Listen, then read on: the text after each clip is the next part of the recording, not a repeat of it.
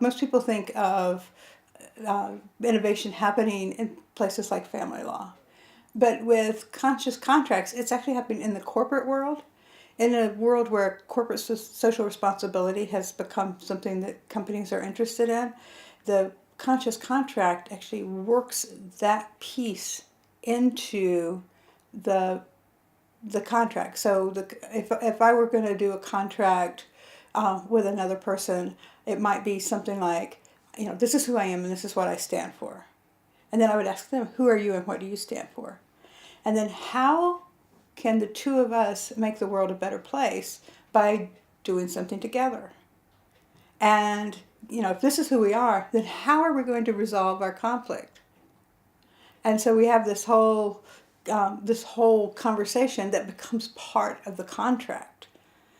And instead of saying, when we get mad at each other, we're going to go to court, then we say, this is the recipe we gave for ourselves. This is how we said we were going to do it. So that's one example. I am so excited about one particular one that's called comic contracts. And comic contracts came from a guy in South Africa called Rob DeRoy. And Rob is a commercial lawyer and a mediator. And in South Africa, apparently, it is required that all employers and domestic staff have contracts, but they almost never did it because it was so complicated. And there were language barriers and literacy issues and so forth.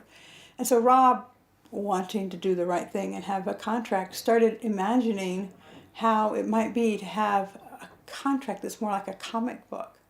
And he created this amazing contract that is like little drawings that are like, a picture of the employer and a picture of the employee, and little check boxes about what is expected and what time to show up for work and so forth.